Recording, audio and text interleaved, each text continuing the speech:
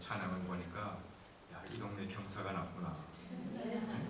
아멘. 경사가 났어요. 우리 트럼 카운티의 좁은 카운티인데 이 가운데서 이렇게 담임 목사 취임 예배는 이 교회만 아니고 우리 동네 전체의 경사라고 저는 생각을 해요. 초대를 받고 우리 스케줄을 보니까 우리 교회에 1년에 한 번씩 가지는 디브리핑이 오늘 저녁에 있단 말이에요. 그런데 김종욱 목사님 부탁을 받았는데 제가 안 올 수가 없어요. 근데 하나님께서 날씨가 이렇게 되는 바람에 우리 교회의 디브리핑을 다음 주로 미루게 됐습니다. 그래서 제가 마음 놓고 설교를 그렇지 않으면 설교도 그냥 하는 동안 좀 또 가야 되는 그런 시간이 될 수 있을 텐데 교회에도 교회의 역사 가운데 특별한 어떤 기쁨의 역사가 있는 것처럼 목회자에게도 목회자의 모든 그 삶 속에 특별하게 기쁜 몇 번의 순간들이 있어요. 예를 들면 하나님이 부족한 나를 하나님의 종으로 택하셨을 때 그 부름받았을 때의 감격은 아마 우리가 잊을 수 없는, 목회자만 그걸 깨달을 수 있는 엄청난 감격이 우리들의 마음 가운데, 주의 종의 마음 가운데 생기게 되는 거예요. 신학교에 들어갔을 때도 아마 마찬가지가 될 거예요. 저도 신학교에 가서, 저는 미국에서 대학을 나오고 한국에 신학을 공부하러 나갔는데 신학 동산을 거니는데 왜 그렇게 눈물이 많이 났는지 몰라요. 하나님의 영광이 가득 그 신학교 캠퍼스에 있는 것 같은 그곳을 제가 걸어가면서 눈물을 여러 번 흘린 적이 있어요. 그 다음에 사우스웨스턴 세미나리에 들어와서 여기 와서도 또 캠퍼스를 거닐면서 얼마나 마음의 감동을 느꼈는지 모르겠어요. 그러다가 또 이제 감격의 순간이 무슨 순간이냐, 안수받을 때란 말이에요. 이 안수받을 때의 감격, 야, 이건 평생에 한 번 받는 거잖아요. 네? 결혼식도 평생에 한 번 하는 것처럼 목회자에게 안수도 이게 한 번 받는 거라는 거예요. 이런 놀라운 순간을 허락하신 하나님을 생각하면 얼마나 감격이고 기쁨인지 몰라. 그러다가 또 한 번 놀라운 순간이 목회자에게 있는데 그게 뭐냐? 담임 목사로 취임하는 순간. 이것은 부사역자로 있을 때와는 하늘과 땅의 차이의 감격이 있을 거라고. 우리 김종욱 목사님 처음으로 담임 목사. 두 번째. 처음에. 네. 저는 이렇게 처음으로 담임 목사로 취임하는 이 예배에 나오게 된 게 무한한 기쁨이고, 또 오늘이 침례교를 생각할 때 우리 존경하는 조영국 목사님 개척을 하시고 16년 동안을 지금까지 교회를 원로 목회자가 되고서도 계속 섬겨주셨다는 것이 얼마나 하나님의 큰 은혜인지 모르겠어요. 아마 목사님의 마음 가운데는 누가 후임자가 이 교회를 계속 잘 목회를 해서 이 교회를 정말 하나님의 영광을 돌리는 교회로 만들어가는 것이 아마 조 목사님의 기도에 아마 가장 첫 번째가 그것이 아닐까 생각이 들어요. 이제 우리 김종욱 목사님이 그 일을 소원 성취할 줄 믿습니다. 한 교회에서 오래 목회를 해야 교회도 바르게 세워갈 수 있고 성도들과도 더 가까운 그런 목양을 할 수 있는 그런 관계가 될 줄 믿습니다. 그래서 특별히 오늘 취임식을 가지는 온누리 교회 그리고 김종욱 목사님께 축하를 드립니다. 거룩하신 하나님의 임재가 임하는 이 오늘 취임 예배가 될 수 있기를 주님의 이름으로 축복합니다. 그래서 오늘 이 시간 저는 여러분을 축복을 하면서 특별히 말씀의 제목을 새로운 부흥의 주역이라는 말씀을 여러분과 나누도록 하겠습니다. 목회를 하다 보면은 자의반 타의반 해야 되는 일 때문에 여행을 이렇게 갈 때가 있어요.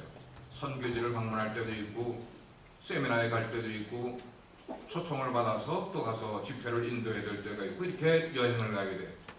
그럼 목회자는 목회자인지라 어디를 가든지 목회자의 시각은 어디에 관심이 많이 있는가 하면은 비즈니스 하는 사람은 그 지역의 비즈니스의 상황에 관심을 많이 가지겠지만 목회자의 눈은 늘 그 지역의 영적인 기상도가 어떤가 하는 것을 늘 관심을 갖고 보는 거예요.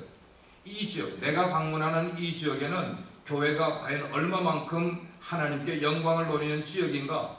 영적 기상도가 맑은 지역인가 아니면 흐린 지역인가 아니면 완전히 꼬꾸라져 있는 그런 지역인가 이런 것에 대한 관심을 많이 갖게 되는 것이에요. 그러면서 그 지역에 있는 교회들이 평안을 유지를 하면서 내적으로 하나가 되고 외적으로 성장하는 그런 모습을 기대하면서 그 지역을 위해서 기도한다고. 이게 땅밟이 기도라고 그래요. 제가 중국을 가도 러시아를 가도 남미를 가도 어디를 가도 그 지역을 땅을 밟으면서 기도하니까 하나님이여 이 지역을 하나님께서 회복시켜 주시옵소서. 이 지역에 하나님의 영광이 들려지는 그런 아름다운 일들이 생기게 해주시옵소서 라면서 그렇게 기도를 하는 것이에요. 우리가 살고 있는 이 세상 지금 정치적으로 여러분 평안합니까? 혼돈스럽습니까? 혼돈스러워요. 경제가 그렇지 않습니까? 사회가 그렇지 않냐고요. 우리가 살고 있는 이 세상 모든 것이 혼돈 속에 있음을 아무도 부인하지 못해요. 레너 스위르라는 미국의 유명한 미래 신학자가 이런 이야기를 했어요. 오늘 이거 제 물 마셔도 되나요?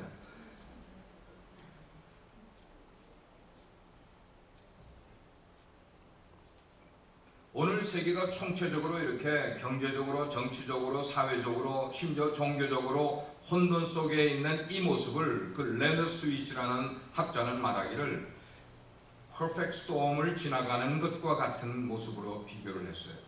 퍼펙트 스톰, 아프리카나 중동에서 어마어마한 스톰이 몰려오게 될 때 두 종류의 소가 거기에 비유의 대상이 되는 것이에요. 하나는 일반 카우예요.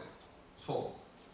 퍼펙트 스톰이 다가오게 되면 이 소들은 지레 겁을 먹고 뒤로 도망을 가기 시작을 해요. 그러나 퍼펙트 스톰이 달려오는 그 속도를 따를 수가 없어서 결국 스톰이 지나가고 나서는 일반 소는 도망가다가 거의 절반 이상이 다 죽어버린다는 거예요. 그러나 버팔로라는 소가 있어요. 퍼펙트 스톰이 다가오게 되면 이 버팔로라는 소는 도망가지 않냐고 그 퍼펙트 스톰을 향해서 그냥 들어가 버리는 거예요. 돌진해 버리는 거예요. 근데 놀랍게도 퍼펙트 스톰이 다 지나간 다음에 보면은 버팔로는 거의 모두 살아있다는 것입니다. 오늘 우리가 목양해야 되고 오늘 우리가 교회를 섬겨야 되는 이 시대가 정치적으로, 경제적으로, 사회적으로 아니 종교적으로까지 이렇게 아무리 혼돈 속에 있다 할지라도 우리 속에 버팔로 그 기질을 가지고 있는 그런 믿음이 있으면 세상이 아무리 우리에게 퍼펙트 스톰과 같이 몰려온다 할지라도 우리는 여기를 피해 도망가는 게 아니라 세상을 향해 정면으로 돌진해서 브레이크스루 할 수 있는 믿음이 우리 가운데 필요한 것이에요. 때로는 우리가 약해질 수도 있단 말이에요. 때로는 우리가 힘들게 인생을 살아가고 아니 교회를 힘들게 꾸려갈 때도 있단 말이에요. 그러나 이럴 때에 우리가 뒷걸음치는 것이 아니라 브레이크스루 할 수 있는 믿음이 우리 가운데 있다면 누구를 믿고요? 하늘에 계신 하나님을 믿고 믿으시면 아멘 하세요. 그런 믿음으로 우리가 나가게 될 때 우리는 이 세상을 주저하는 것이 아니라 하나님 영혼을 구하기 위해서라면 우리가 그런 스톰이 몰려오는 것과 같은 엄청난 도전과 위협과 시련과 시험거리가 우리 교회에 닥친다 할지라도 우리는 물러서는 신앙이 아니라 브레이크스루 할 수 있는 신앙을 가진 자가 되어야만 된다는 것이에요. 영적인 기상도가 맑은 교회 그리고 그런 기상도가 맑은 그리스도인들은 현실의 어두움과 내가 겪고 있는 어려움과 상관하지 않냐고 평안을 가지고 미래에 대한 소망을 가지고 나가게 돼 있어요. 그러나 영적 기상도가 흐려져 있는 목회자라면 영적 기상도가 흐려져 있는 성도들이 모인 교회라면 현실에 시달리고 자기들이 힘겨워하는 그 문제에 주저앉아버리고 소망을 잃어버리고 그 자리에서 더 이상 회복하지 못한 채로 쓰러져가는 교회를 만들어갈 수밖에 없게 된다는 것이에요. 오늘의 교회에게 제가 물어보겠어요. 오늘의 성도 여러분, 여러분의 영적 기상도는 어떠냐? 오늘 본문은 솔로몬이 성전 건축을 다 끝내고 봉헌식을 하나님께 드린 후에 하나님 앞에 꿇어앉아 하나님께 기도하는 기도의 내용이에요. 그럴 때에 하나님께서 솔로몬에게 계시의 말씀을 주시는 말씀이 오늘 취임 예배를 드리는 이 교회 그리고 이 담임 목회자로 되는 우리 김종호 목사님에게 주는 하나님의 말씀인 줄 알아요. 하나님이 솔로몬에게 성전을 건축하도록 하신 그 근본적인 이유가 뭐냐는 거예요. 왜 하나님이 다윗에게 허락하지 않았던 일을 솔로몬에게 허락하셔서 성전을 건축해 하셨다는 거예요. 그건 하나님과 하나님의 백성들과의 관계 회복을 위해서예요. 너희가 이 성전을 통하여 나와 함께 관계를 좀 회복하자꾸나. 너희들이 들어와서 너희들끼리 찬양하고 너희들끼리 기도하면서 기뻐하는 그런 교회가, 그런 성전으로 만들지 말고 내가 너에게 주는 말씀에 귀를 기울일 수가 있고 너희들은 따라 신앙생활할 수 있는 이런 성전이 필요하니 그 성전을 통하여 너와 나와 너희들과 나와 커뮤니케이션을 좀 하자. 스피리추얼 커뮤니케이션을 좀 하자 이 말이에요.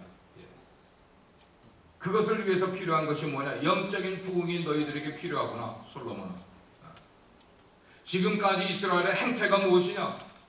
지금까지 이스라엘이 나를 위해서 섬긴 것이 무엇이냐? 나를 어떻게 예배하였느냐? 생각해보고 너희들이 그러한 잘못된 것에서 회개하여 돌아오지 아니하면은 너희들의 미래에는 아무 소망이 없다는 것이. 오늘 13절 말씀을 보니까 그 현재의 상황이 국가적이고 사회적인 재앙이 그 나라에 임한 거나 마찬가지인 말씀을 하고 계시는 거예요. 하나님의 오죽 답답해서 이렇게 말씀하세요. 내가 하늘을 닫아버리고 하늘의 비를 내리지 아니하거나 혹 메뚜기들에게 토산을 다 먹게 하거나 전염병이 내 백성 가운데에 유행하게 할 때에, 이게 지금 뭐냐면 이스라엘이 영적으로 완전 재앙 속에 들어가 있는 상태를 말하고 있는 거예요. 자, 이런 상황에 이스라엘이 해야 될 게 뭐예요? 정치적인 개혁입니까? 사회적인 개혁에 교육을 개혁시키면 이스라엘이 바로 될 것 같습니다. 아니에요. 분명히 이것은 하나님께서 하나님의 백성들에게 회개를 촉구하는 하나님의 음성으로 들을 줄 아는 귀가 있어야만 된다는 것이죠. 문제는 오직 한 가지밖에 없어요. 그건 뭐야? 인간의 범죄. 그 범죄의 결과로 하나님께서 너희들에게 징계와 저주를 내리면 어떡하겠느냐 이 말씀인 것이에요. 자, 이럴 때에 하나님의 백성들이 하나님의 징계의 소리가 내 귀에 들리게 될 때에, 그때 우리는 어떻게 하나님 앞에 리스폰드 해야 되냐는 것이에요. 그럴 때에 우리가 영의 귀가 열려서 듣게 될 때에 우리는 가만히 있지 아니하고 하나님의 성전에 나아가 뭐 해야 되는 거예요? 기도해야 된다는 거예요. 기도해야 된다는 것이에요. 14절 말씀이 이렇게 말합니다. 내 이름으로 일컫는 내 백성이 그 악한 길에서 떠나 스스로 낮추고 기도하여 내 얼굴을 찾으면 내가 하늘에서 듣고 그들의 죄를 사하고 그들의 땅을 어떻게 할지라? 고친다는 말씀. 와, 이 고친다는 말씀이 이렇게 은혜로 다가올 줄을 몰랐어요. 고친다는 말씀이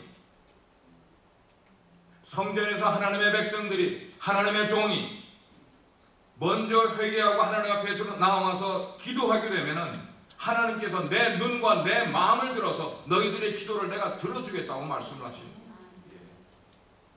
예, 하나님은 지금 백악관에 앉아있는 그런 오바마 대통령에게 지금 시선을 집중하고 있는 게 아니에요. 지금 하나님께서는 자기의 일에 성취감에 도해서 술을 마시거나 파티를 벌리고 있는 사람들에게 하나님의 시선을 지금 주고 계신 게 아니에요. 대기업에게요? 대학 강의실에 하나님의 시선을 두고 계시냐고요? 아니에요. 하나님께서는 성전에, 교회에, 하나님의 백성들에게, 그리고 그 백성들이 하나님께 기도하고 있느냐 회개하고 있느냐, 여기에 하나님의 관심에 초점이 있다는 것을 우리는 알게 되는 말씀입니다. 그럴 때 그들의 땅을 고쳐주겠다. 그들의 땅을 고친다는 것은 뭐예요? 그들의 마음을 고쳐준다는 것이에요. 그들의 심령을 고쳐주신다는 것이에요. 오늘 예배에 대표기도를 하신 분이 누구신지는 모르지만 그 심령을 토해내는 기도가 나온 것을 제가 들었어요. 얼마나 감사한지 모르고 얼마나 은혜스러운지 모르고 하나님께서 들으셨을 줄 믿어요. 여러분들을 하나님의 그 위로의 손으로 만져주실 줄 저는 믿어요. 하나님의 만져주심을 받으면 교회가 치유가 되기 시작을 해요. 여러분이 지금 어떤 일을 하려고 해요, 어떤 새로운 계획을 가지고 나간다 할지라도 그 일이 되지 않을 수 있는 것은 하나님은 치유받지 않은 하나님의 백성을 통해 일을 하시지 않는다는 것이에요. 먼저 치유가 필요해요. 가까이 있는 교회로서 가끔씩 소식도 들리고, 우리 태릉 카운티 지금 협회 회장님도 와 계시지만 협회 모임 할 때마다 이 교회를 기도했단 말이에요. 같은 지역 교회로서 하나님이여 이 교회를 지켜주옵소서. 흔들리지 않게 해주시옵소서. 성도들이 동요되지 않게 해주시옵소서. 여러분, 예배에서 가장 중요한 게 무엇인가 하면 하나님의 임재가 가장 중요한 거예요. 하나님이 나와 함께 하시는 것, 이것이 가장 중요한 거예요. 근데 하나님께서는 그 예배를 통해서 지금 우리와 좋은 관계, 아니 온누리 침례교회와 좋은 관계를 맺기를 원하시고, 오늘 취임을 하는 김종호 목사님과 하나님이 좋은 관계를 맺기를 원하실 뿐만 아니고, 멀어진 관계가 있었으면 그것을 회복하자구나 이 말이에요. 회복하자. 그래서 이 말씀을 오늘 취임하시는 우리 김 목사님과 온누리 교회에 적용해 보면은, 사랑하는 우리 온누리, 제가 하와이에서 교회를 개척했을 때 한우리 침례교회로 개척했었어요. 달라스보다 좀 먼저. 그 다음에 달라스 오니까 한우리 교회가 또 있더라고요. 여러분들이 정말 이 교회를 영적으로 회복하기를 소원하시는 마음이 있으면 아멘 하시길 바랍니다. 그렇다면 빨리 여러분 각자들의 영적 기성도가 어떤지를 빨리 점검을 하셔야 돼요. 우리 그리스도인들은 자기 자신의 신앙을 점검할 수 있는 그게 돼야 돼요. 우리가 이렇게 전체적인 것을 볼 때 18세기 이후에 보면 약 300년 동안 지금까지 각 세기가 시작될 때마다 하나님께서 부흥의 대물결을, 아주 great blessing을 허락해 주셨어요. spiritual great blessing을. 새로운 세기가 시작될 때마다 지난 한 300년 동안에 여지없이 그렇게 부흥의 큰 비를 내리셨어요. 근데 하나님이 부흥의 큰 비를 어떤 때에 내리셨는가를 우리는 눈여겨봐야 돼요. 어떤 때에 내리셨는가? 어떤 때 그런 부흥의 큰 비가 허락되셨는가? 온 세상이, 온 세상이 악으로 가득 반영하게 될 때, 그래서 영적 세계가, 모든 사람들의 영적인 세계가 황폐해질 때, 그래서 사람들의 마음속에 하나님을 찾는 대신에 온갖 우상으로 가득 넘치게 될 때, 그때에 블레싱이 일어나는 거예요. 하나님의 놀라운 부흥의 블레싱이 일어나는 거예요. 한국에 우리가 교회가 많이 있는 것 자랑하고, 한국에 그리스도인 많이 있는 것 자랑하지만 천만에요, 그 다른 면을 보면 자랑할 게 하나도 없어요. 교회는 불과 5, 6만 개밖에 안 되는데, 여러분 점치는 곳이 70만 군데가 있는 거 아십니까? 한국에 연세대학 앞에 그 대학로 있는 그쪽으로 가면요, 전부 몇백 개의 점치는 점술장이가 있다는 걸 우리는 아십니까? 네? 교회는 한 골목 건너서 교회가 있다면 점치는 집은 한 골목에 5개, 6개, 10개씩 있는 것을 우리가 알고 있냔 말이에요. 이게 뭐냐면 오늘날의 현실이라는 것이에요. 사람들의 마음이 이렇게 돼 있으니까 사랑이 식어지는 거예요. 서로 사랑하는 모습이 없어져 버리는 거예요. 하나님은 이 땅을 그럴 때 징계하려고 말씀을 하시는 거예요. 그러나 만약에 하나님이 징계할 마음을 품으셨다가도 인간들이 하나님의 징계가 임하기 전에 사람들이 자기의 얼굴을 들어서 다시 한번 하나님을 찾기 시작을 하고, 하나님께 무릎을 꿇기 시작을 하고, 하나님의 긍휼을 구하기 시작을 하고, 우리의 죄악됨을 하나님께 토해내기만 하게 되면은 하나님께서 우리에게 긍휼을 베풀어 주시고 우리가 있는 땅을 하나님이 고쳐주신다고 말씀합니다. 다시 말해서 회복의 큰 비를 내려주시겠다고 성경이 기록된 그때의 이 땅에는 주님의 영이 임하는 거야. 주님의 영만 임하는 것이 아니라 큰 부흥이 일어나서 주의 이름을 부르는 자마다 구원을 얻는 놀라운 역사가 그때에 일어나게 된다는 것이에요. 그러나 우리는 이 시간, 이 시대와 이 시대의 교회들을 양심적으로 좀 바라봐야 돼요. 오늘도 저희 교회에서 한 해를 보내면서 제가 설교단에 서서 저의 부끄러운 모습들을 성도들 앞에 고백을 했어요. 한 해 동안 내가 연초에 생각을 하고 계획을 했던 만큼 하지 못하는, 그러면서 내가 선교지를 나갔다가 돌아오게 될 때는 선교지에서 나의 잃어버렸던 순수함과 열정을 다시 한번 회복해서 들어오기를 원한다고 제가 그렇게 고백을 했었어요. 이 시대의 교회가 아니고 온누리 교회, 온누리 교회를 담임하게 될 이제 우리 김종호 목사님 포함한 이 시대의 교회들과 목회자들, 우리들의 잘못을 솔직히 하나님 앞에 드러내는 시간이 되어야 된다는 것이에요.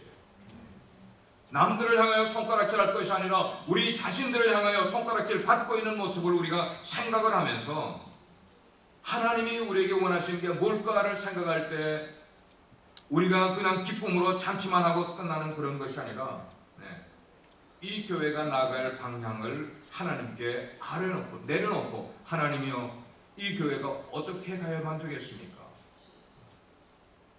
하나님 말씀하신 우리가 그를 순종할 수 있는 결단과 마음을 우리에게 허락해 주십시오라는 간절히 하나님의 긍휼을 찾는 이 취임 예배가 된다면 하나님께서 이 교회를 긍휼히 여기셔서 회복하시고 땅을 고쳐주실 줄 믿기 때문이에요. 18년 전으로 제가 돌아가면 빛과 소금의 교회 모습이 꼭 지금 여러분의 모습과 비슷했다는 것이에요. 20년 된 교회에 제가 부임을 했어요. 이 교회 예배당보다도 작은, 이거 한 3분의 2 정도 되는 예배당에 교회에 제가 부임을 했어요. 주일 예배 이외에는 주일 저녁 예배도 없었고, 그 당시 18년 전에 수요 예배도 없었고, 새벽 기도회도 없었고, 구역으로 한 달에 한 번씩 모이는 주일 예배와 한 달에 한 번 모이는 구역 예배밖에 없는 교회에, 그것도 제 전에 1년 10개월 동안 담임 목사가 없이 인트림으로 그냥 누가 와서 설교하고 그런 교회에 제가 1년 8개월 후에 담임 목사 없던 교회에 8대 목사로 부임을 했어요. 20년 동안 7분의 목사님이 지나갔어요. 그리고 제가 8대로 부임을 했다고. 그렇게 담임 목사가 없이 1년 10개월을 지낸 교회가 어떤 상태였을지 영적으로 여러분들이 상상이 되시죠? 그런 교회에 제가 부임을 했어요. 심각하다고 할 정도가 아니에요. 심각한 정도가 아니고 다른 표현이 없어. 저는 오늘의 교회를 잘 모릅니다만은 김종훈 목사님이 취임하는 그 기쁜 순간이지만, 그러나 바로 이 순간이 눈물이 시작되는 시간입니다. I know. 18년 전에 나의 모습을 보는 거지.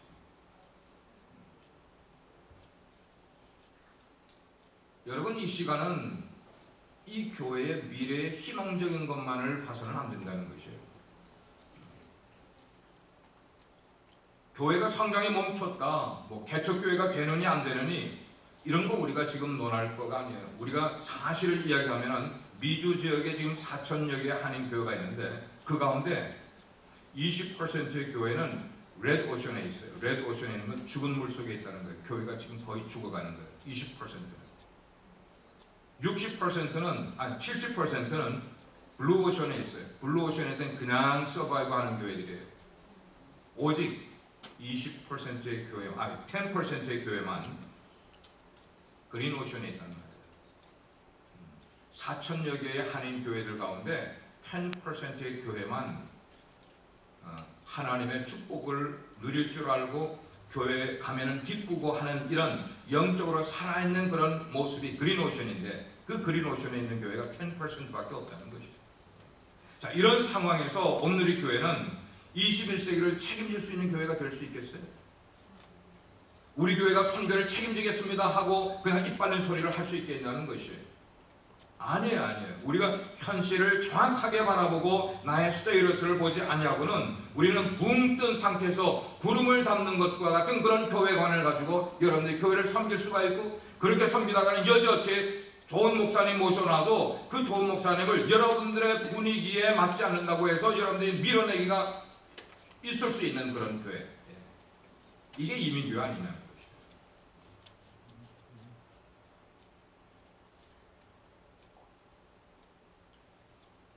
교회가 그러면 그런 어려움에 빠져 있을 때에 왜 그렇게 어려움에 빠져 있게 되느냐? 아이러니하게도 그 질문에 대한 대답은 교회가 이런 어려움에 빠지는 첫 번째 이유는 목회자 때문이에요.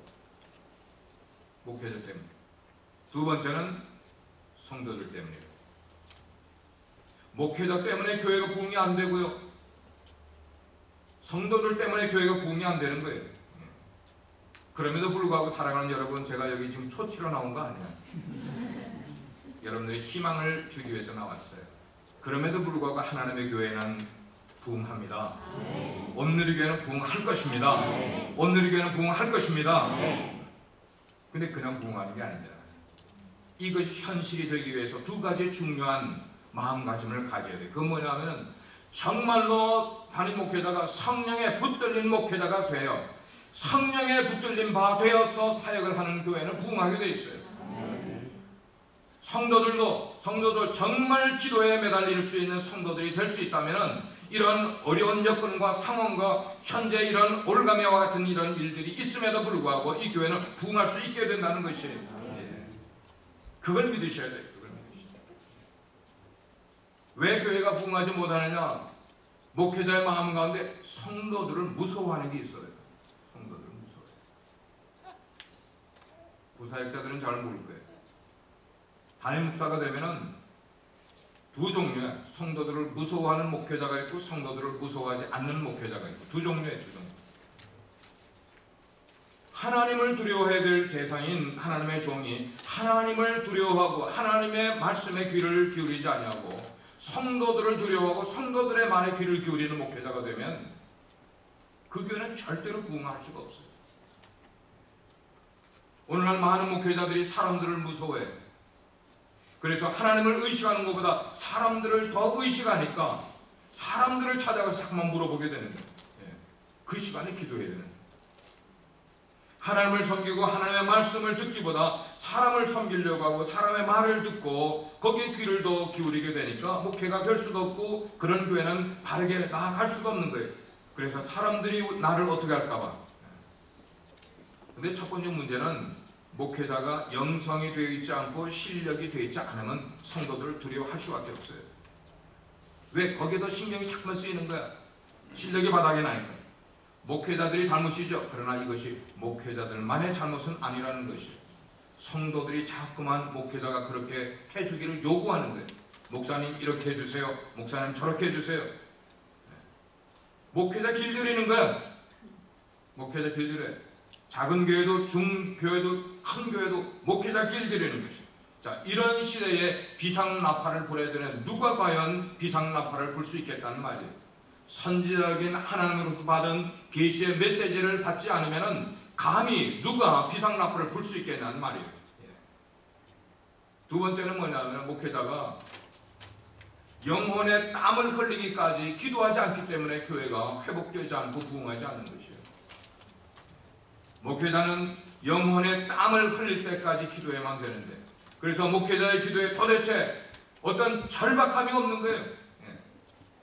교회 부흥이 지연되고 있는 그런 가운데 우선되는 이유는 뭔가 하면 설교자도 그렇고 청중들도 그렇고 모두가 기도 가운데서 감내해야 될 영적 해산의 그 고통과 아픔을 목회자도 경험하려고 하지 않냐고 청중도 성도들도 경험하지 않으려고 그러니까 그런 교회가 될 수가 있겠냐는 것이에요. 사랑하는 우리 오늘의 성도 여러분, 여러분의 마음속에 여러분이 섬기는 교회를 통하여 복음의 역사가 이 지역에 정말로 강하게 일어날 것을 기대하시면 아멘 하시길 바랍니다. 더 크게 한번 아멘 하시길 바랍니다. 그렇다면 뭐냐? 그 일을 위해서 여인이 아이를 해산할 때 고통을 가지는 것만큼이나 목회자도 고통을 겪어야 되고 성도들도 그런 고통의 수고를 무슨 수고예요? 기도의 수고를 그렇게 겪지 아니하고는 이 어려움을 여러분들이 그냥 인간의 힘으로 타파할 수가 없다는 것을 기억하시면 됩니다. 그렇지 않으면 어떻게 됩니까? 허구한 날 큰 일이든지 작은 일이든지 전화 걸어가지고 이야기하고 말해요. 모이면은 이런저런 교회 헌담이나 하고 목회자 그냥 헐뜯기나 하고 말이죠. 이런 일이 있어져 가지고는 전혀 하나님의 새로운 일들이 일어나지 않아. 저는 목회를 하면서 우리 재직들에게 그래요. 여러분, 제가 부탁이 한 가지 있으면은 목회자가 목회를 할 수 있도록 영적 에너지를 빼앗는 일이 없도록 노력해 주시길 바랍니다. 목회자가 그렇지 않아도 시간이 바빠 그런데 자꾸만 그런 별 필요 없는 일에 영적인 에너지를 소진하고 나면은 정말 메시지가 나갈 수 있겠냐는 것이에요. 못 나가는 거예요. 왜? 에너지는 엉뚱한데 다 써버리게 되니까. 우리는 아직 피 흘리는 데까지 싸우면서 기도한 적은 없잖아요. 마틴 루터는 피 흘리는 데까지 싸울 만큼 싸우지 않으면은 그 말은 뭐예요? 우리가 땀 흘리기까지 영적인 기도를 드리지 않으면은 기도의 역사가 일어나지 않는다고 이야기를 하고 있습니다.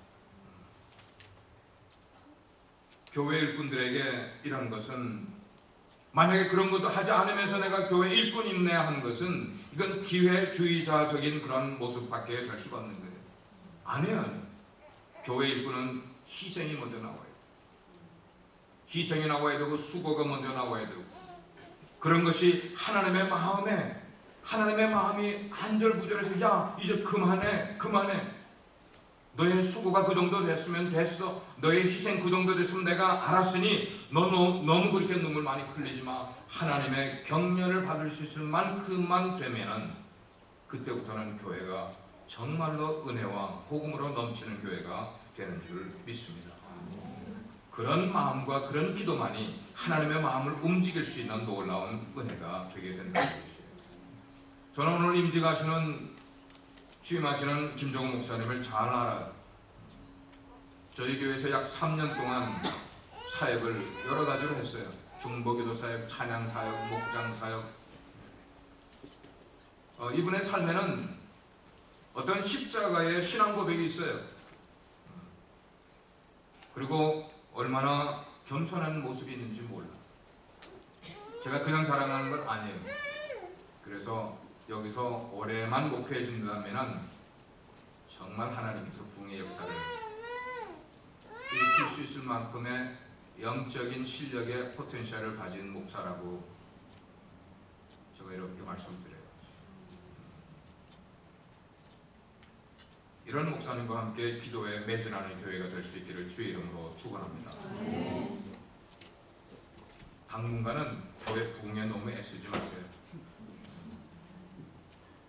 교회 부흥, 그것은 하나님이 해주시는 것이 우리가 하는 게 아니에요.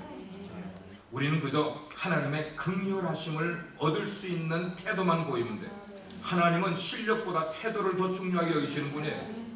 하나님은 우리의 신앙의 자세를 우리가 하는 열심보다 더 귀하게 여기시는 분이 하나님이세요. 하나님 앞에 우리의 자세만 허락이 되면, 하나님 앞에 우리의 태도만 바르게 연락이 되기만 하면 하나님은 순식간에 교회를 부흥시켜 줄 수 있는 능력이 하나님인 줄 믿습니다.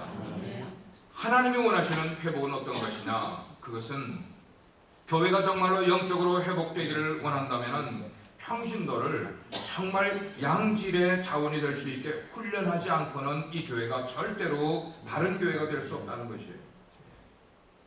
회복이라는 것은 병을 먼저 진단받아야 돼요. 병을 먼저 진단받아야 그 다음에 의사의 처방이 나가고 처방이 있은 다음에 회복이 이루어지는 거예요. 근데 우리는 진단받기를 싫어해. 진단 안 받으면 처방이 떨어지지가 않잖아요. 처방이 떨어져야 그 처방대로 해야 회복이 나에게서 일어나게 될 텐데. 그래서 우리의 문제가 무언가를 하나님 앞에 그거 가지고 막 회의하고 하지 마시고, 회의에서 절대로 안 나와요. 하나님 앞에 구할 때마다 하나님, 우리의 문제가 무엇입니까? 우리의 문제가 무엇입니까? 거기에 대한 깊은 자각이 있어야 되고, 또한 그것을 내가 정말로 치유받아야 되겠다는 간절한 결단이 우리 가운데 나오게 되면 하나님께서 그런 결단과 자세를 보시고 놀라운 일들이 일어나게 될 것입니다. 여러분들이 이 교회 이제 일꾼들이 거의 다 오늘 모이셨을 텐데, 이 교회 모든 일꾼들이 이제부터는 교회 나오게 될 때 목사님이 나에게 관심 가질 것에 대한 것을 일단 끄세요. 자기 관심에서 그 관심의 옷을 벗어버리고 오히려 하나님께 여러분의 관심을 자꾸만 쓰시랍니다. 이제는 목회자의 관심 받으려고 하는 거기에서부터 벗어나서 하나님께 내 관심을 드리는 거예요. 하나님께 관심이 있습니다. 나는 그저 하나님께만 관심이 있습니다. 하나님이 나를 어떻게 보실지, 하나님이 나에게 무슨 말씀을 하실지, 하나님 뭐라고 나에게 하실지 하나님께만 내 관심을 두겠습니다 라고 하게 될 때 하나님께서 여러분들을 회복시켜 주시고, 그렇게 될 때 회복의 역사가 일어난 줄 믿으시길 바랍니다. 그럼 이런 현실 가운데서 우리가 취해야 될 태도가 무엇인가 하는 거예요. 첫째는 성령님이 주도하는 회복이 내게서 일어나기를 마음 가운데 기대를 하시기를 바랍니다. 기대할 뿐만 아니고 그러한 영적 분위기를 내가 직접 경험을 해야만 한다는 것이에요. 지금 내 주변에서 무슨 일이 일어나고 있는지를 영적인 눈으로 한번 보셔야 돼요. 미리 그것을 알아야 되는 거예요. 가슴으로 느껴야만 된다는 말이에요. 그리고 하나님께 기도를 하는 것이에요. 하나님께 먼저 회개의 기도를 하는 것이에요. 두 번째, 하나님의 관심은 지금 누구를 향하고 있는지를 한번 보시길 바라요. 하나님의 관심이 누구를 향하고 있는가? 우리 온누리교회 성도 일꾼인 나를 향해서 하나님의 관심을 갖고 계신 거 아니에요. 하나님의 관심은 이 교회를 통하여 잃어버린 자에게 관심을 갖고 있다는 것을 아시길 바랍니다. 이 교회가 자기로부터의 관심을, 하나님의 관심이 뭐냐? 잃어버린 자에 대해서 하나님이 지극히 관심을 갖고 계시니 나도 그 잃어버린 영혼들을 이 교회로, 이 예배당으로 끌어오려고 애를 쓰게 될 때 하나님께서 우리의 마음을 보시는, 이제야 네가 너 자신에 대한 관심으로부터 잃어버린 자를 향한 관심이 있구나 하는 것을 하나님이 아시게 되면 그때부터 우리에게 큰한 은혜와 복을 쏟아 부어 주시는 줄 믿습니다. 영적인 회복은 하나님의 선물이에요. 선물이라는 것은 내가 노력을 해서 얻으면 그건 선물이 아니야. 대가지. 근데 많은 그리스도인들이 하나님부터 자꾸만 대가를 얻으려고 그래. 내가 열심히 노력을 해서, 열심히 수고해서, 봉사해서 하나님으로부터 복을 얻어내려고 하는 이 대가성. 아니에요. 그건 은혜를 받지 못하는 거예요. 하나님의 은혜는 선물이라는 거예요. 영적인 회복이 선물이에요. 내가 회복하고 싶다고 망해서 노력한다고 회복되는 게 아니에요. 인간적인 노력, 인간적인 어떤 방법 될 수가 없는 거예요. 그러나 진정한 회복이라는 것은 이 교회를 향한 하나님의 초자연적인 놀라운 은혜, 놀라운 개입이 함께하게 될 때에 기대가 있을 수가 있게 되는, 그 놀라운 하나님의 개입을 우리는 계속 기다리면서, 기대하면서 뭐 해야 돼요? 기도해야 돼요. 오늘 14절 중반에 보니까 그랬어요. 너희가 기도하여 내 얼굴을 구하면, 하나님 뭐라고 그랬어요? 내가 듣겠다 하고 그랬어요. 15절 말씀에도 뭐라고 그랬어요? 기도하는 소리에, 너희의 기도하는 소리에 내가 귀를 기울이겠다고 말씀을 하고 있어요. 사랑하는 오늘의 교회 성도 여러분, 모두가 지금 기도해야 될 때예요. 근데 우리는 기도해야 된다고 입술로는 말하면서도 실제로 하나님이 원하시는 뜻을 우리가 들을 귀가 열려 있지 않을 때가 얼마나 많은지 모르겠어요. 하나님의 뜻이라기보다는 내 소원을 하나님께 아뢰기에, 우리 교회의 해결책을 하나님께 아뢰기에 급급한 기도 생활을 한다면 하나님이 우리를 향하여 주실 말씀에 내가 귀를 닫고 있으면 영원히 우리는 회복되기가 어렵게 된다는 것입니다. 그래서 내 영혼을 새롭게 하기 위해서 하나님이 내게 분명히 말씀을 주실 텐데 그 메시지에 늘 귀를 기울이고, 이제 담임 목사님이 강단에서 설교를 할 때마다 이 교회의 가장 중요한 것들을 아마 메시지를 전달을 할 거예요. 앞으로 몇 주 혹은 몇 달 여러분들이 정말 메시지에 귀를 기울여서 하나님이 이 강단을 통해서 하나님이 우리 교회에 주시고자 하는 메시지를 우리가 받을 수 있는 귀가 열려 있다면, 그래서 그걸 내가 받아들이게 된다면 하나님께서 구체적으로 이 교회를 회복시켜 줄 줄 믿습니다. 사랑하는 성도 여러분, 이제 이 교회는 다시 시작해야 돼요. 나 자신의 영적 회복을 위해서 구체적이고 실제적으로 기도를 해야 돼요. 목사님도 기도하셔야만 되고 성도님들도 잃어버린 영혼들을 위해 기도하는 종들이 되셔야만 돼요. 모세가 기도할 때 무슨 일이 일어났어요? 홍해가 갈라졌다고. 여호수아가 기도하게 될 때 태양이 멈췄어요. 엘리야가 기도하니까 하늘에서 불이 내려왔단 말이에요. 기도의 놀라운 능력을 체험을 하셔야만 돼. 기도는 하나님의 마음과 하나님의 계획을 가지고 계시다 할지라도 우리가 기도하면 하나님의 그 계획된 마음을 바꾸실 수도 있는 것이 기도의 능력이라는 거예요. 바로 이런 놀라운 능력의 기도를 들음으로 새로운 영적인 부흥이 일어나는 오늘의 침례교회, 그리고 새로운 하나님의 역사를 일으킬 수 있는 하나님의 귀한 종, 그래서 이 하나님의 세운받은 담임 목사님과 그리고 지금 남아계신 성도님 여러분들이 새로운 하나님의 부흥의 주역들이 되어서 이웃교회들이 오히려 부러워할 수 있는, 야, 저 교회가 시련을 겪더니 훨씬 더 나아졌다는 소문이 날 수 있는 아름답고 복된 교회가 될 수 있기를 주님의 이름으로 축원합니다. 기도하시겠습니다. 사랑하시는 주님, 사랑하는 우리 김정우 목사님이 오늘의 침례교회의 담임 목사로 취임하는 예배에 나와서 함께 하나님의 말씀을 나누었습니다. 이것이 얼마나 힘든 일이고 또 반면에 얼마나 영광된 일인 것은 그가 앞으로 사역을 하면서 시행착오도 겪고 어려움도 겪어가면서 그 일들을 경험할 것입니다. 하나님 주의 종에게 눈물을 주시기 원합니다.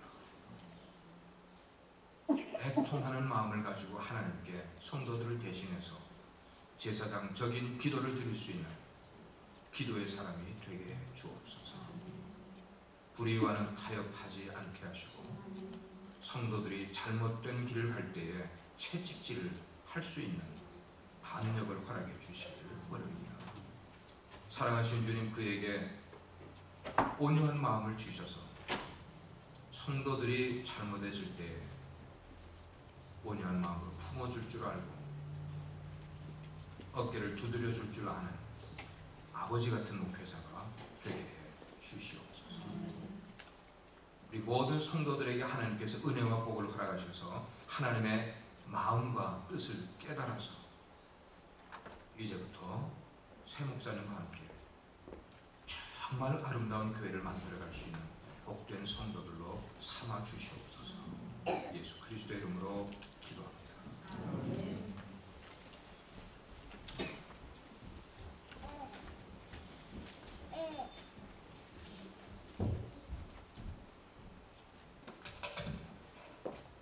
저는 오늘 유정 목사님 취임 예배에 격려사를 맡은 현재 태릉카운티 교회협의 회장으로 있는 오문탁 목사고요.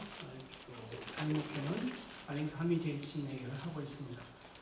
현재 태릉카운티 안에는 오늘의 교회를 비롯해서 주님의 교회, 늘푸른 교회, 빛과 소금의 교회, 열방교회, 또 한미신교회가 있습니다.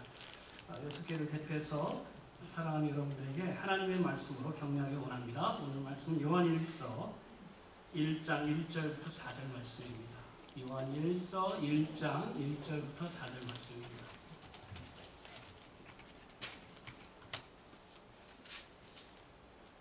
같이 한번 읽어보겠습니다. 태초부터 있는 생명의 말씀에 관하여는 우리가 들은 바요, 눈으로 본 바요, 자세히 보고 우리의 손으로 만진 바요.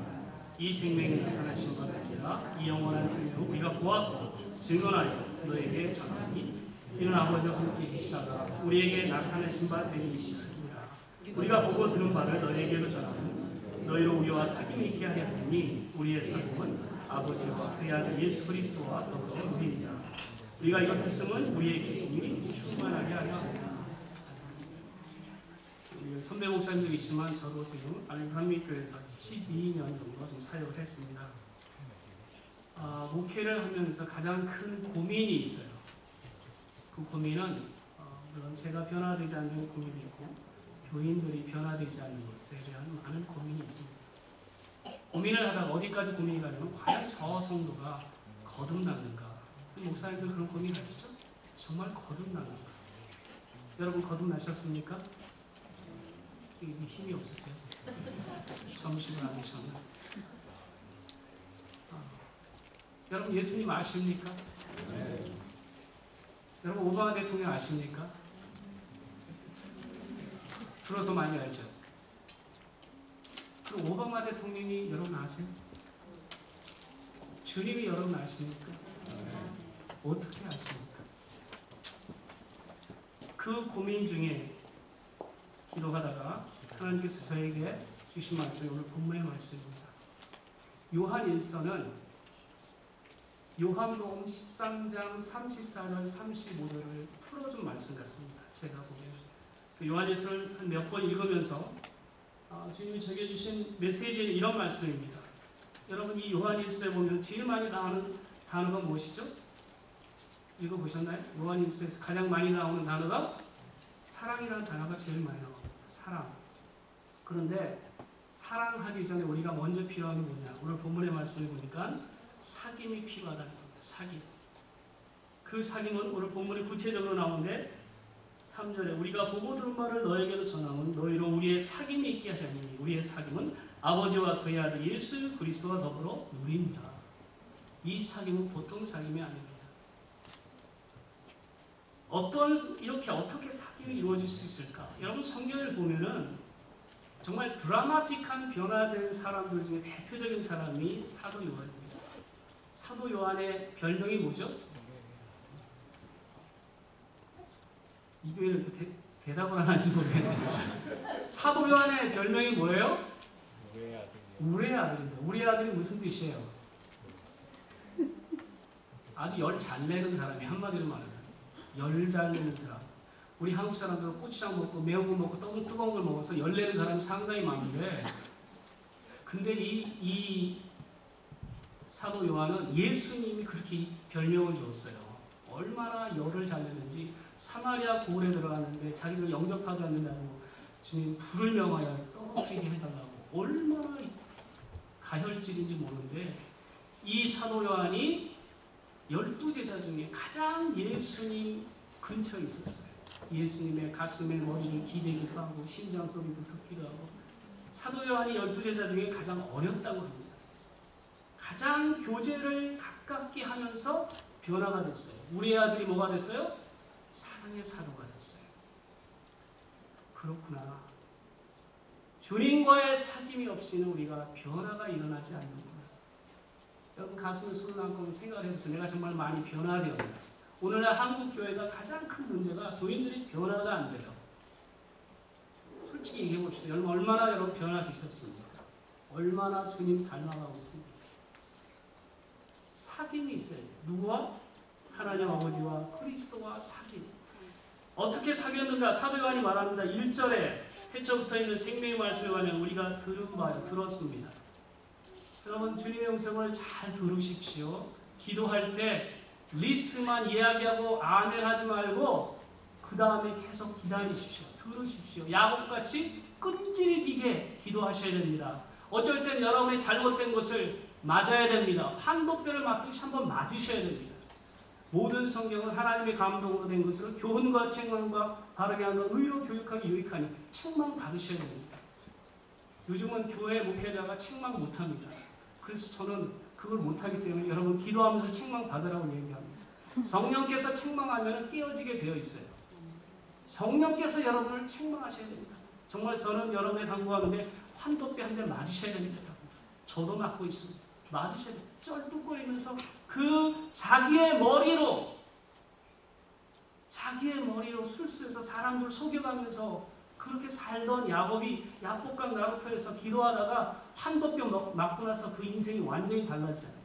맞으셔야 됩니다. 우리 목사님도 그렇고 여러분들도 환도뼈 맞으셔야 됩니다. 두 번째는 들으라 그랬어요. 두 번째는 보라 그랬어요.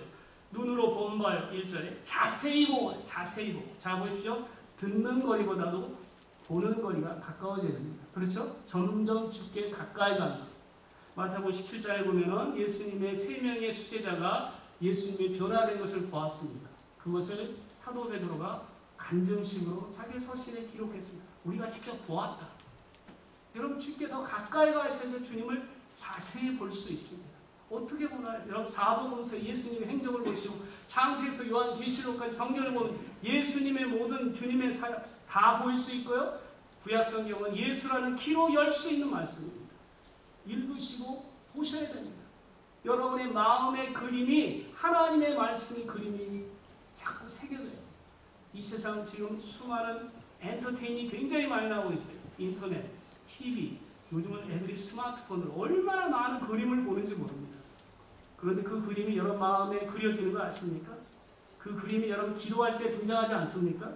그 그림이 하나님께 가는 것을 방해하지 않습니까? 세상에 주는 모든 엔터테인은 마귀가 주는 여러분 하나님의 주는 기쁨의 대형품으로 준다는 거 여러분 아십니까? 사귐을 방해하는 모든 요소는 마귀가 주는 겁니다. 세 번째는 우리의 손으로 만진 바라. 저는 이 말씀 보면서 고민했어요. 어떻게 주님을 우리가 만질 수 있을까? 여러분 주님 만지고 계십니까? 이게 현재 완료예요. 만졌다고 해요. 만졌다.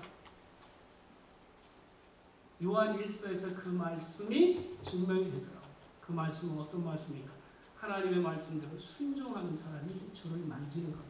그야말로 살아있는 간증이 있는 사람. 살아있는 간증. 살아있는 간증이 있는 사람은 결코 넘어지지 않습니다. 여러분, 하나님의 말씀은 추상적인 말씀이 아니에요. 여러분, 이 말씀은 살았고 생명이 있는 말씀입니다. 이 말씀대로 순종할 때 하나님의 기적의 역사를 경험할 수가 있습니다. 여러분, 제가 처음 말씀한 것, 여러분 거듭났냐고 물어봤을 때 저도 고민했어요. 과연 내가 거듭난 사람인가? 그걸 어떻게 증명할 수 있는가? 사도 요한이 우리에게 가르쳐줍니다. 요한일서 2장 3절에 사도 요한이 이렇게 가르쳐주고 있습니다. 우리가 그의 계명을 지키면 이로써 우리가 그를 아는 줄로 알 것이요. 우리 한국 사람, 동양 사람들은 믿는 것과 순종을 개별화시키는 그런 사람들이 많습니다. 믿는 것과 순종하는 걸 따로따로 생각해요. 아니에요. 믿는 것과 순종은 같은 것입니다. 뿌리가 있으면 줄기가 있듯이 같이 있는 것입니다. 믿는 것과 성화는 같이 있는 것입니다. 여러분이 예수님을 믿고 1년, 2년, 3년, 4년 계속해서 성장하고 성숙하고 자라나야 됩니다. 어디까지 자라나고 있습니까? 말씀대로 순종하면 스텝 바이 스텝 성장하고 성숙하는데 순종하지 않기 때문에 자라날 수가 없는 것입니다. 요한계시록에 보면 우리 예수님께서 7교회를 평가하는 장면이 나옵니다. 칭찬받은 교회는 큰 교회가 아니에요. 빌라델비아 교회, 서머나 교회, 작은 교회입니다. 여러분 큰 교회 부러워하지 마십시오. 근데 그 중에 큰 교회가 있었습니다. 부자 교회가 있었어요. 그 교회가 라오디게아 교회라는 교회입니다. 부자입니다. 부족함이 없습니다. 예수님이 얼마나 책망합니까? 차지도 않고 뜨겁지도 않고 내가 뱉어버리겠다. 오늘날 큰 교회, 수많은 큰 교회들 가운데 이런 교회들이 얼마나 많은지 모릅니다. 차든지 뜨겁든지 정체성을 분명히 하십시오. 여러분 내가 크리스천이라고 요즘 얘기하지만 초대교회는 내가 크리스천을 얘기하지 않고 안디옥에서는 타이니 크리스천이라고 얘기했습니다. 요즘은 자랑스럽게 I'm a Christian, I'm a Baptist 이렇게 얘기할 수가 있죠. 그때는 크리스천이라고 얘기할 수 있는 시대가 아닙니다. 크리스천이라는 것은 여러분 자칭이 아니라 타칭이라는 걸 여러분 아십시오. 남이 여러분을 보고 그리스도인이라고 여러분 인정해 주지 않으면 문제가 있는 거예요. 왜 많은 사람들이 불신자들이 예수 믿는 것을 머뭇거리고 있습니까? 저 같은 사람이 잘못해서도 그렇지만 이 교회에서 생산되는 많은 성도들이 애매모호해요. 주일날은 교회 가는 것 같은데 평소에는 크리스찬의 삶이 보이질 않기 때문에 그렇습니다. 바울의 고백처럼 우리가 미쳐도 주를 위해 미쳐야 됩니다. 우리 인생 그렇게 길지 않습니다. 주님 오실 날 멀지 않았습니다. 사랑하는 성도 여러분, 확실히 예수에 미치시길 주님으로 축원합니다. 확실히 미쳐야 됩니다. 라오디게아 교회에게 예수님이 이렇게 권면합니다. 이 라오디게아 교회를 여전히 사랑하셨기 때문에 그들을 향해서 열심을 내라 회개하라. 열심을 내라 회개. 회개도 열심을 내야지 회개를 하라고 합니다. 저는 목회자로서 목회를 하면서 정말 많이 부족함을 느낍니다. 정말 많이 부족합니다. 목회라는 사역은 절대 인간의 힘으로 될 수 없습니다. 박사학위가 있다고 되는 건 절대 아닙니다. 저도 나름 박사학위 있는데 절대 되는 것이 아닙니다. 지식이 많다고 되는 건 절대 아닙니다. 하나님이 도와주지 않으면 아무것도 될 수 없습니다. 그 말은 하나님과 영적 교제가 계속 있어야 되는 것입니다. 제가 최근에 저의 기도 생활에 변화가 일어난 것은 레위기서에 나오는 그 아론이 제사장이 성소에 들어갈 때 아침과 저녁에 들어가서 제사를 드리는 장면이 나옵니다. 1년에 한 번씩 지성소에 들어가죠. 근데 마태복음 27장에 예수님이 십자가에 달려 돌아가시면서 7원을 했는데 7원 외에 한 가지 또 소리를 냈어요. 그게 뭔지 아세요? 비명소리 내셨어요. 비명소리. 비명소리. 그때 성소와 지성소의 휘장이 위아래로 찢어지면서 길이 나아졌습니다. 히브리서 10장 19절 20절에 그 말씀은 그러니까 그리스도의 핏부림, 예수의 핏부림으로 말미암아 우리가 성소에 담대히 들어가자 그 말씀이 나옵니다. 아침과 저녁으로 제사장은 성소에 들어갔습니다. 저도 그래서 아침과 저녁으로 주 앞에 나가 기도하려고 작정을 했습니다. 여러분 지성소, 성소에 들어가면 어떤 일이 일어날까요? 주님의 임재 속에 들어가면 어떤 일이 일어날까요? 여러분의 모든 죄악이 다 드러납니다. 저는 분명히 압니다. 회개 없이 구원 없습니다. 회개 없이 교제 없고 살림 없습니다. 그럼 주님 앞에 여러분의 모든 죄악을 토설하고 회개하신 적이 있습니까? 이 자리가 만민이 기도하는 자리라고 저는 확신합니다. 여러분의 교회가 기도하는 교회로 소문난 적이 있었습니다. 그리고 우리 김정은 목사님께서 또 기도하기로 유명한 연세종합침례교회 출신이에요. 예? 그렇다면 여러분이 해야 할 일은 뭡니까? 아침과 저녁으로, 아니 최소한 아침이라도 하나님 앞에 나와서 마음을 통하는 기도를 하십시오. 리스트만 올리는 것이 아니라 하나님의 음성을 듣고 하나님의 책망을 받고 그야말로 혼도뼈도 한 대 얻어맞고, 말씀은 또 예레미야 보니까 방화에 갔다 그랬어요. 맞아야 돼요. 그런 말씀을 통해서. 말씀은 불 같다 그랬어요. 우리 냉랭한 심령을 뜨겁게 해줍니다. 그 교제가 이루어지고 주님을 더 알아가고 사귐이 일어날 때 여러분 교회에 놀라운 변화가 일어날 줄 믿습니다.